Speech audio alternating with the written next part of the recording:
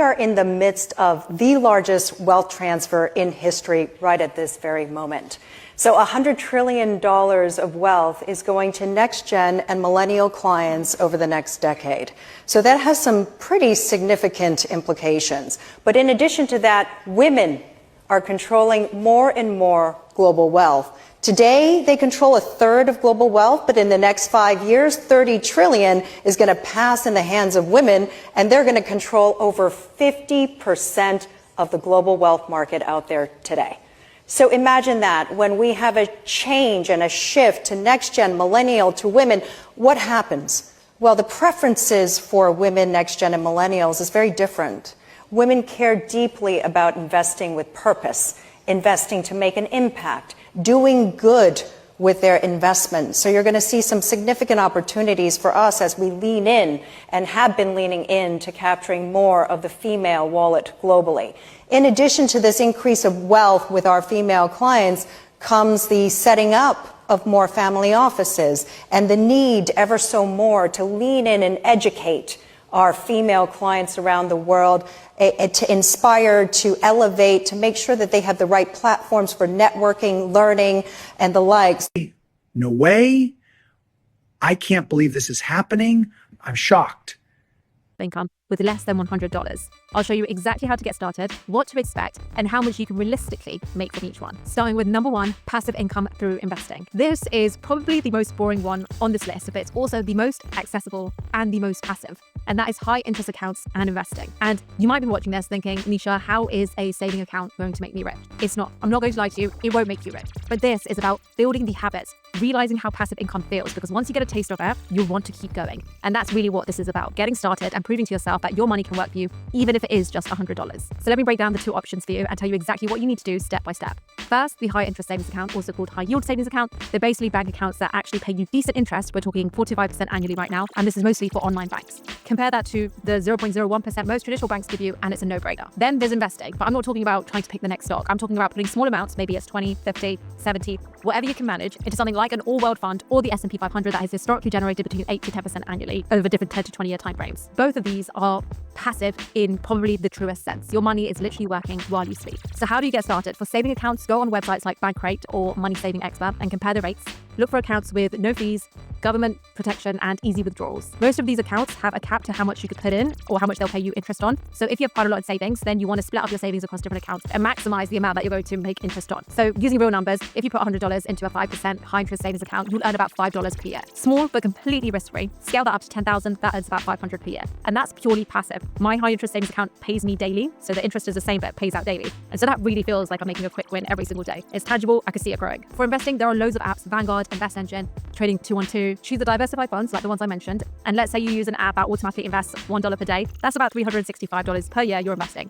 Over 20 years, assuming a 7% annual return, that goes to nearly $15,000, all from what's basically spare change. If you want to go from complete beginner to having a diversified portfolio and a roadmap to financial freedom within 6 weeks, then I am hosting an Investing Accelerator Bootcamp. The waitlist is about to close. You can find out all the information in the link in the description. The second one is print on demand. If you've been wanting to start an online business, but you don't want to risk money on inventory, this one is perfect. And for that, I want to introduce Gelato, which is today's sponsor. Gelato is a print-on-demand platform that lets you design and sell all kinds of custom products, from t-shirts, mugs, photo books, calendars, posters, with no upfront costs and without ever holding inventory. So when someone orders from your store, Gelato handles everything from the printing, the packaging, and the shipping. What makes Gelato stand out is they're produced locally in over 30 countries. So if a customer orders in London, the product is printed and shipped from the UK. If another orders in Sydney, it's produced and shipped right there in Australia. That means faster delivery, lower cost, and a much smaller carbon footprint compared to traditional manufacturing. So how do you get started? Super easy. First, you need to sign up. It's completely free, gelato.com/Nisha. Then connect your store, whether it's Etsy, Shopify, TikTok Shop, or even Amazon. After that, pick your product from Gelato's huge catalog,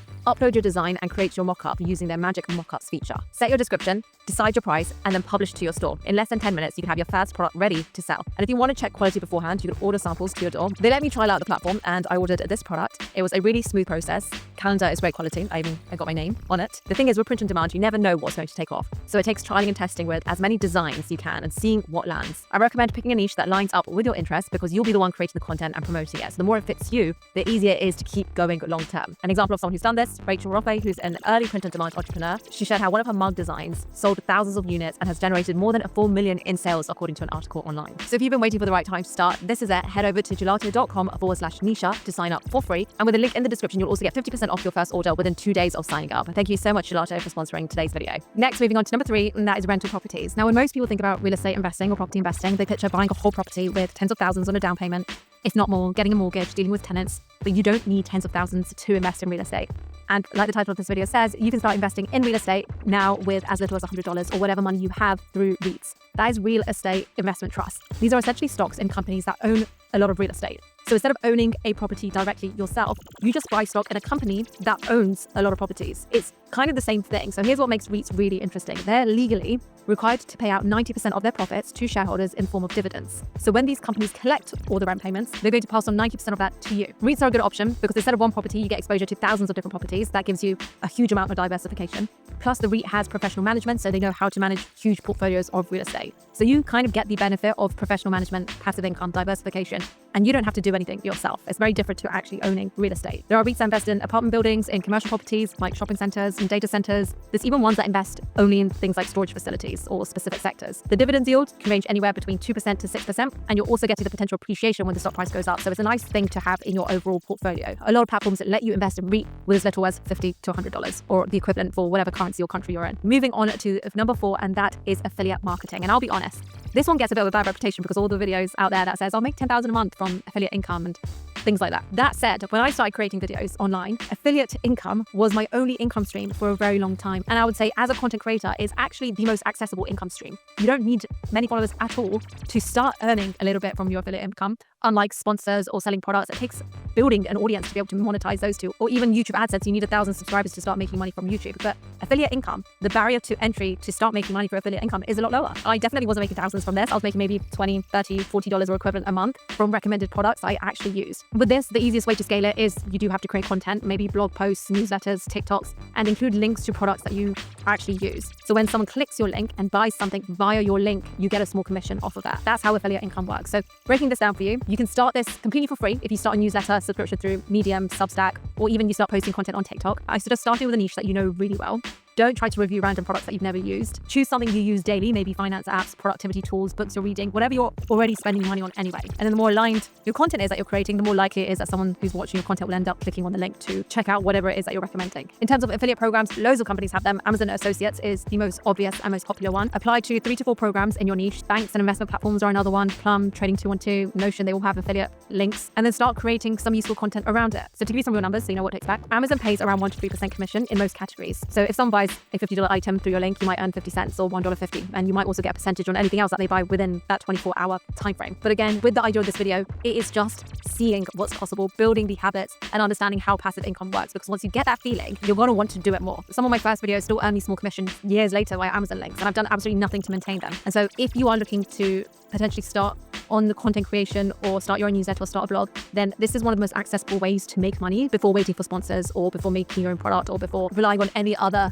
stream of income, which usually takes a lot longer to monetize. And number 5, creating and selling digital products. This one is one of my favorite because I do it myself, and it's also a way to package whatever knowledge that you already have into something that is very scalable, accessible, and can get to people in all parts of the world. So how this works, you create a product once, maybe it's a PDF, it's a guide, it's an ebook, it's a video course, and then you could sell unlimited copies without any extra work. There's no printing, no shipping, no stock to manage. Whether 10 people buy it or 10,000 people buy it, the effort really stays the same. Digital products sound amazing, and I really do think they are, but there are a few downsides to know about. First is saturation. Because it's so easy to create, lots of people are doing it. You're not competing with a handful of local businesses as you would with physical products anymore. You're competing with people all over the world. That means your product has to solve a very specific problem or stand out in a very crowded space. The second downside is copying.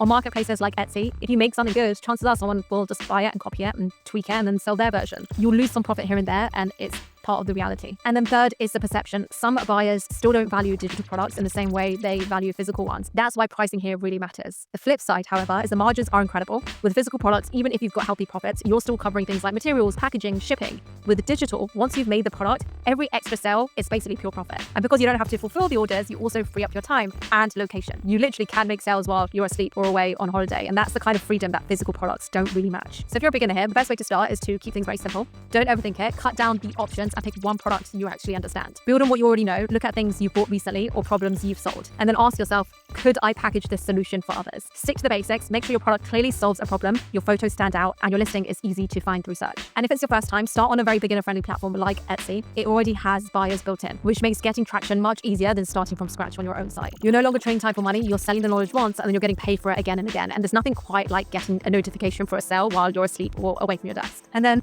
I wanted to round up this video to say passive income is one of those buzzwords that gets thrown around a lot. Usually with a palm tree in the background and someone telling you that they make $50,000 a month while sipping cocktails on a beach. The idea that's often sold is that you set something up once, you walk away and money just flows into your account forever.